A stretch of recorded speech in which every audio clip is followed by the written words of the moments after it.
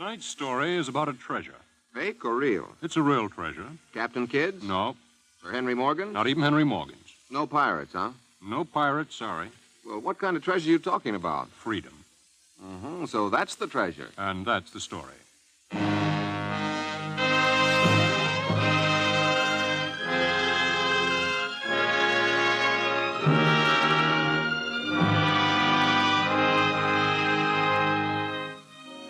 The NBC University of the Air presents We Came This Way, a new historical series for our listeners at home and overseas.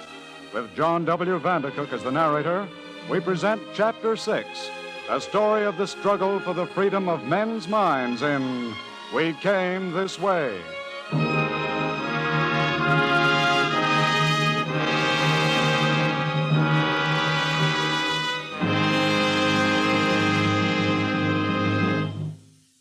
This is a story of men who have no statues or memorials built in their native land. For the heritage of freedom that they left behind has been betrayed. The time is the year of our Lord, 1509. Europa stands upon the threshold of a modern age. The shadowy shape of the world to come looms large. Men's minds question the cowled Gothic universe of the Middle Ages, and their senses, like an astonished caress, discover the beauties of Greek civilization. A wind blows across Europe, up from the Italian south, bright and vigorous. Up from the rich silken cities of Florence, Genoa, and Venice. Up from fabulous Rome it comes, a reawakening, a blossoming, an emancipation of men's reason. The wind brings a new learning, a new philosophy, humanism, a new expectancy, a renaissance. Europa stirs like Lazarus come from the dead. Only 16 years ago in 1492, an obscure sea captain discovered a new barbaric world. Out of marble and division, Michelangelo fashions his Moses in Rome. Galileo's machine brings the heavens closer to the earth. Look, there goes Vesalius, the anatomist. In Rotterdam, Erasmus argues for the translating of the scriptures into the people's tongue. Copernicus, Holbein, Albrecht Dürer, Sebastian Brand, Siegingen. The year is 1509, and the place, Germany.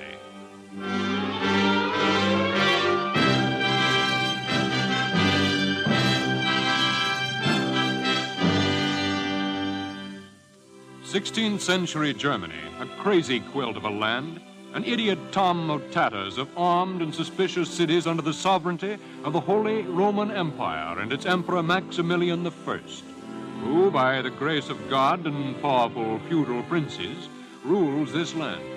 But the wind blowing from the south is blowing strong here, driving the darkness from the minds of men, raising the enormous question of man's relationship to man. And throughout this fragmentary patchwork empire, scholars arise, seekers after truth. And foremost among them stands John Reuchlin, scholar, teacher, and humanist, whose life was peaceful and filled with quiet study until his 54th year. Yes, I repeat, you, my students, are more fortunate than I. For before you, in all its promise, lies the immense discovery of the world. As the unknown sailor Columbus did, you approach a new and varied shore. Behind you, like a cathedral built to the universality of God, rises the wisdom of the past. Take that wisdom, and with it, widen the possibilities and hopes of man. Treasure the holy languages of Greek and Hebrew, through which God first spoke to us. Spread the learning we have won from them. Treat it as the heritage of man. Until we meet again, my students, God bless you all. Said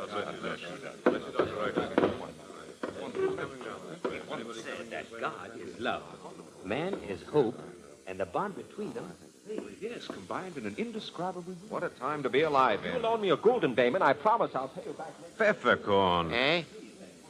Oh, it's you, Von Hutten. What brings you to the enemy, Pfefferkorn? A love of the new learning, my brother?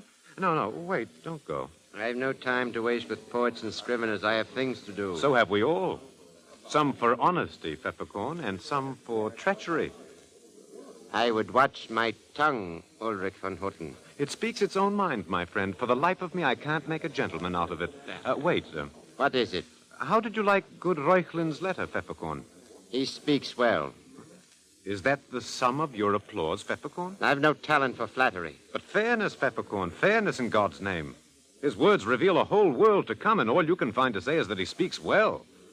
There must be more. There is. Huh? Instead of Holy Greek and Hebrew, I'd rather he spoke of Holy German.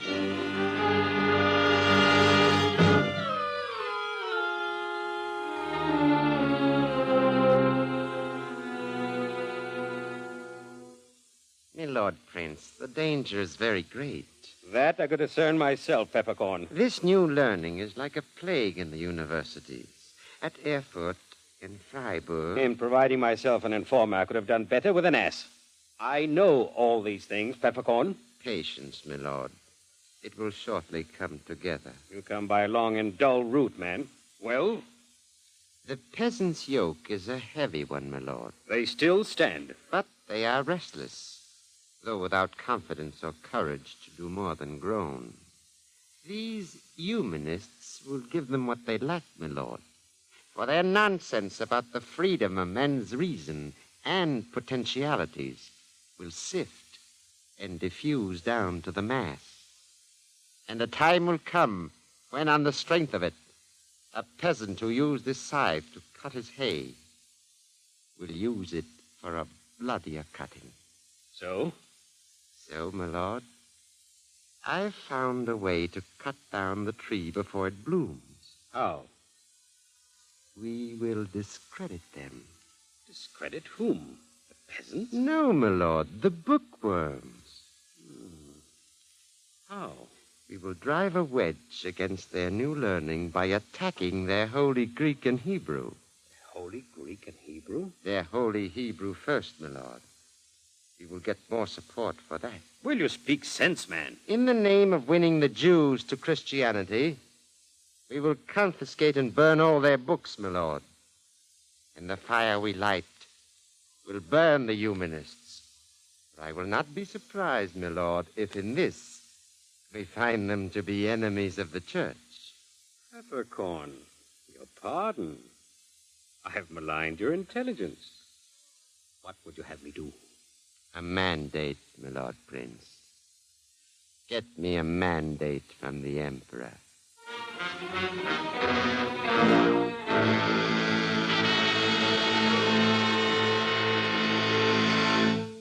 Sire, let us not permit sentimentality to rob us of our values. But these scholars are men of prestige, my lord. They are firebrands, sire. They sow the sparks of our destruction. But this way, my lord. Sire, let us be frank. We princes of the realm elected you to your throne, and we princes keep you there. Is this a threat? Oh, no, sire. But if the floor beneath us rots away, if our strength is slowly sapped by this present danger, when the time comes, you and your throne may have no more protection than a common beggar in a public stocks. Will you sign the mandate, sire? Yes. Yes, I'll sign.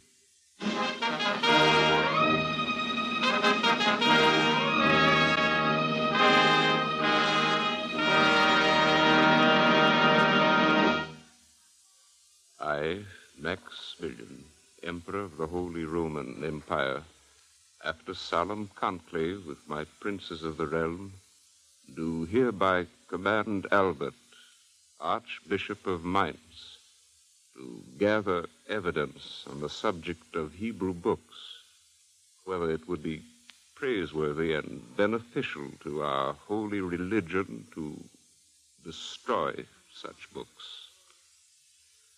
Further, do I command that the Archbishop secure the suggestions of Jakob von Hochstaden, Victor von Karben, and Dr. John Reuchlin upon this matter. Such suggestions to be set in writing and given to John Pfefferkorn, my ambassador in this matter. Signed this day of our Lord by my hand. You make more of it than is there, Ulrich. Do I, Dr. Reuchlin?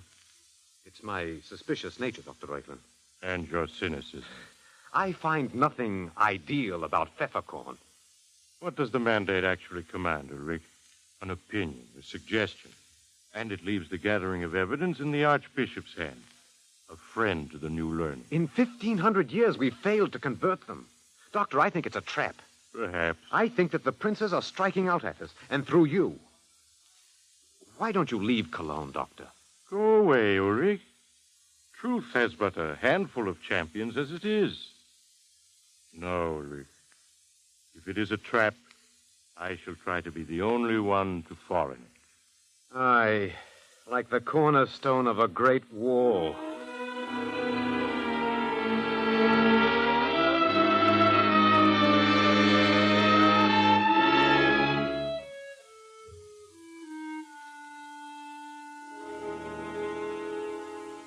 And on a bright November morning, Dr. John Reuchlin went to the Archbishop's palace to give his opinion.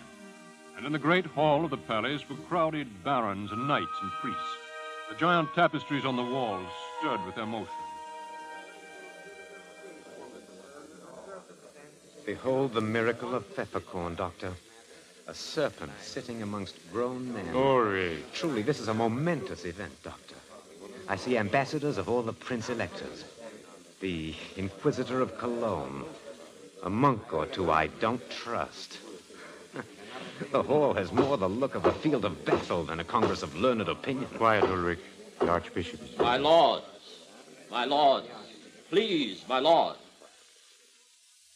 His Highness, the Emperor Maximilian, sends his good wishes, my lords, and begs that no malice guide us in our deliberations here this day. Peppercorn smile. I will Ulrich, add my please. hopes to his majesties, my lord. For we are here in the sight of God, and upon his work. Let us not in manner of thought, or deed, or word, profane it, nor cast a single shadow upon the light of his divine justice.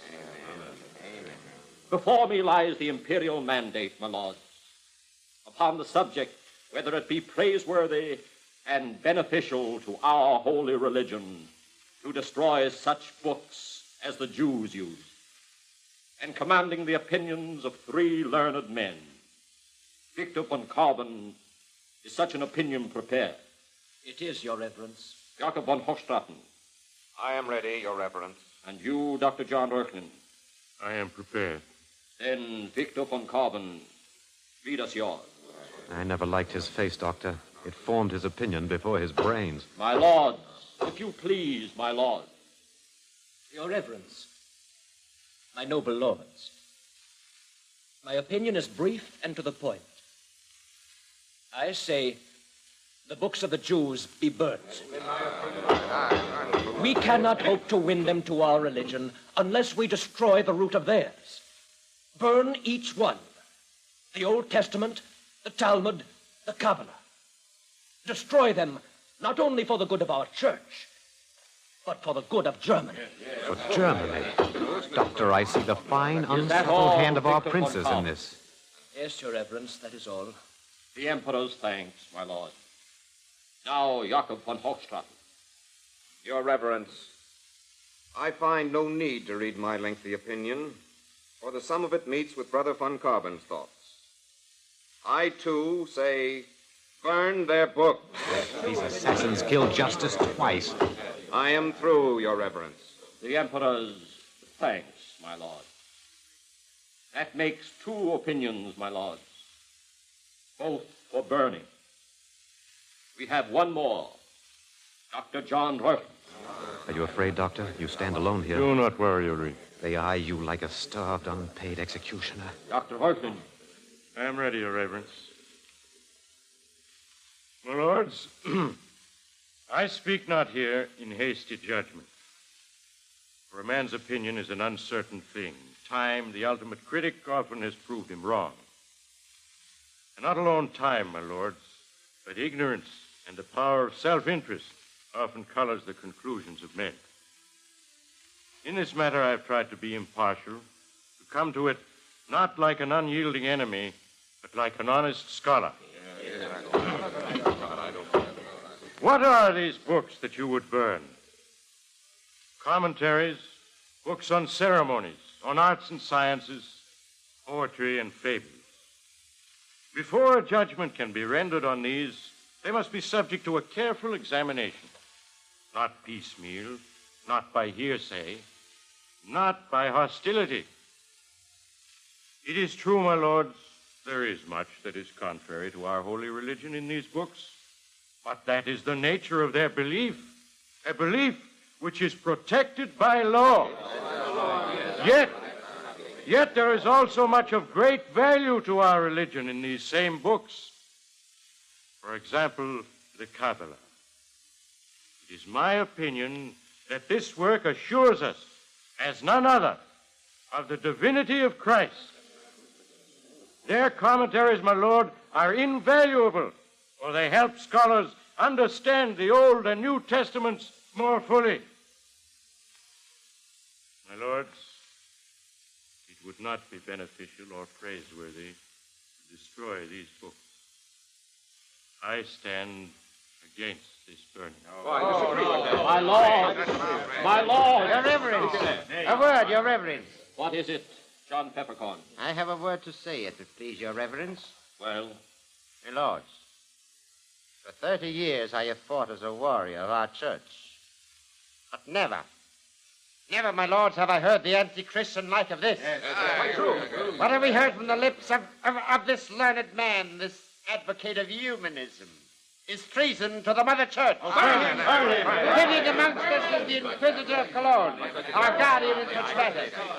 I demand that Dr. Jean Reuchlin be seized and tried before the Inquisitor's court as an enemy of the Church.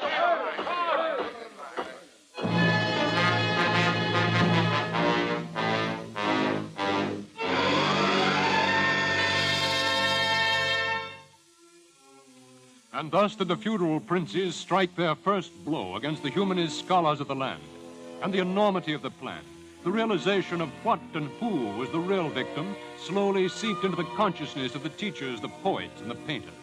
And for the first time in history, men of goodwill came together to fight back. Quiet. Quiet. Let Holbein the painter speak. Yes, Holbein. I say that von Houten is right.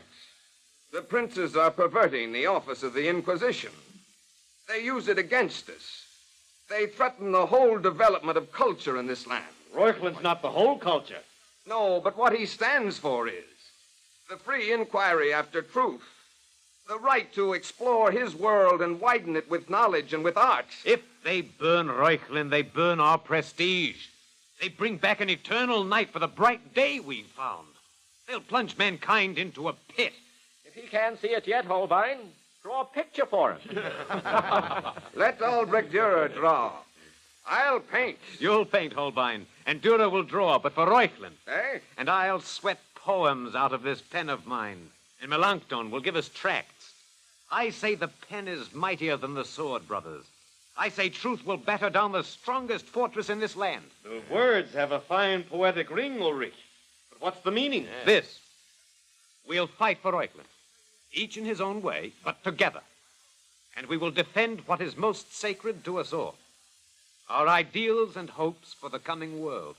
The freedom of men's minds for the unhampered search for truth. This we will fight for by defending Reuchlin. Our skill with words, with pencil and brush, will be fighting for ourselves. Well? I'll paint. Good. I'll draw. And I'll write tracts. Brothers, we'll fight until the sound of our rallying reaches Rome and they hear what's been done in this land.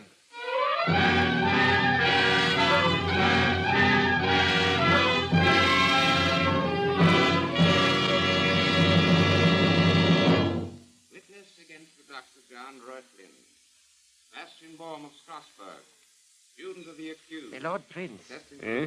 What is it, Peppercorn? May I see you privately, my lord? It cannot wait. Come this way. Sebastian Baum. It has only just come to my attention, my lord. What is it? This, my lord. Look at it. A drawing. By Albrecht Dürer. Why, this is you, Peppercorn, in chains. And you, my lord, behind me, also in chains. What? descending into the mouth of hell while Christ commands us down. How dare he? Not only he, my lord. Here, a tract by Melanchthon, a poem by Ulrich von Hutten, all attacking us. I'll have them flogged. It's not as simple as that, my lord. They are all fighting back. These bookworms? Aye, it is the miracle of the age.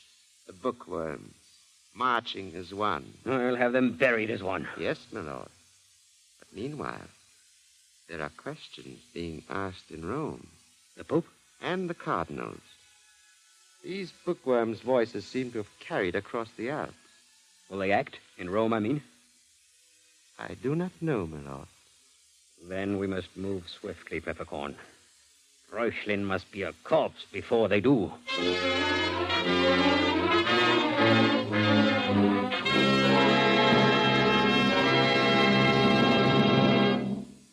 Will Rome act, Your Reverence?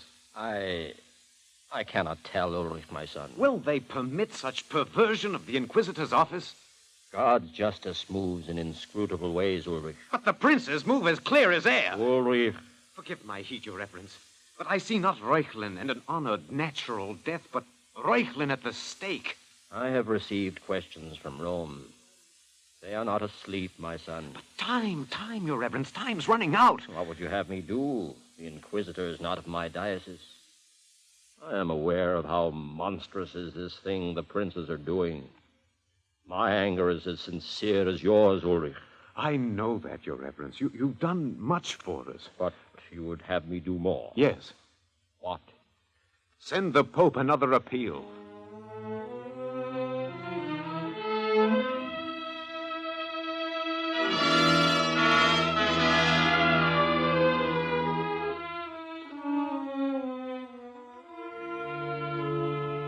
The clamor and protest of the enlightened men of 16th Germany, 16th century Germany rose and gained strength. And as the feudal princes of the realm drove on the murderous persecution with a renewed vigor, the surprised questions in Rome became angry answers. This is a monstrous act. They pervert the offices of the Mother Church. The prosecutors are the true enemies of the Church. Like a sword in battle, the issue grew bright and sharp. Would a massive door be clanged shut upon men's minds, trapping them in the narrow medieval world? The question hung like a headsman's axe over the future of Germany. And upon a spring day when enlightenment in this land stood like a criminal before the Inquisitor's court, Rome acted. The Pope reserved judgment to himself. My Lord Emperor, His Holiness Pope Leo X, has in his wisdom seen fit to reserve judgment to himself upon the charges of Dr. John Reuchlin as an enemy of the Church. He appoints as his ambassador in this matter myself, Bishop of Speyer, who alone is authorized either to free or condemn said John Reuchlin.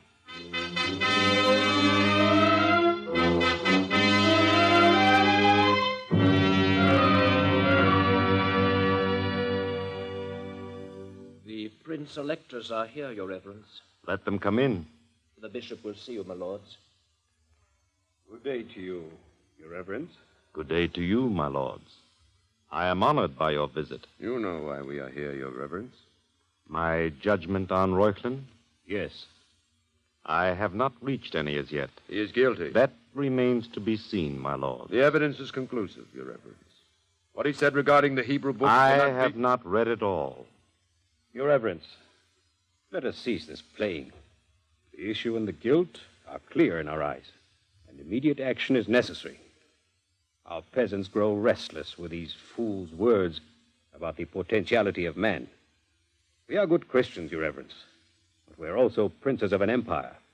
We will defend our land and rights with all the strength we can command. And, Your Reverence, we will defend yours, the churches. Be with us in this matter, and we will build you the finest cathedral in all Germany. It is as I have said, my lords. As yet, I have not read all the evidence.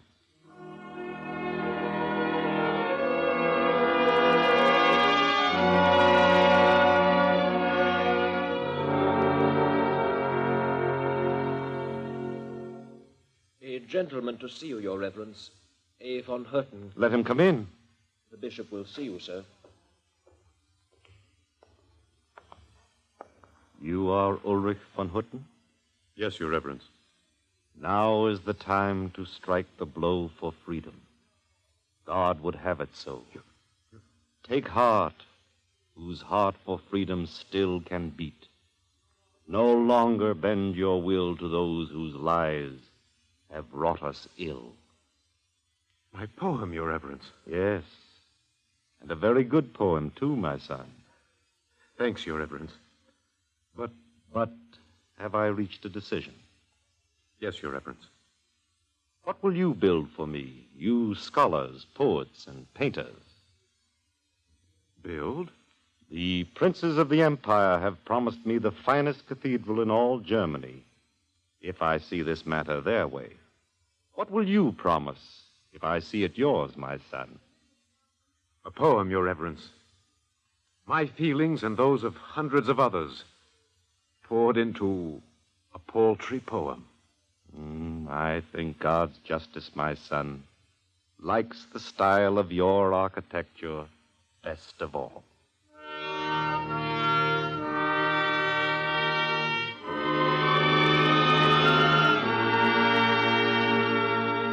And in a few days, the papal legate, the Bishop of Speyer, rendered judgment. I, Bishop of Speyer, with full authorization from His Holiness, Pope Leo X, find that the writings and teachings of John Reuchlin, in reference to such books as the Jews used, as not being harmful to our Mother Church. And further do I find John Peppercorn, instigator of these charges, guilty of slander, and find him a son. And the fight was won. The attack upon the emancipation of men's mind, upon the freedom of their reason, was foiled, but only for a little while. What began as a great promise was wiped out in the blood of countless peasants, as Germany from 1518 to 1648 plunged into a century of civil wars. And after the final struggle, the 30 Years' War, the nation was devastated and impoverished. The peasants in brutal servitude, great provinces razed by fire and sword. Science and art had fled, and the great hopeful learning of the universities was replaced by narrow, pedantic ignorance. It was the dream of the feudal princes that ultimately won the land. And because that dream is still murderously alive in Germany today, we comprehend how enormous is the betrayal of those early years.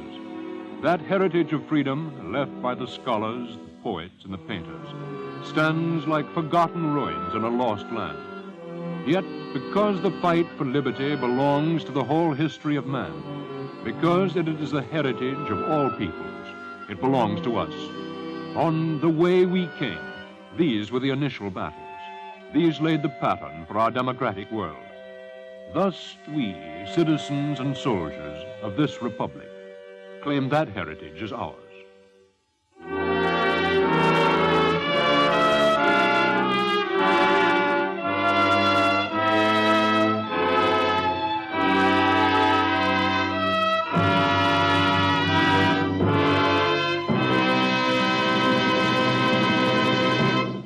The NBC University of the Air has brought you Chapter 6 of the new historical series, We Came This Way.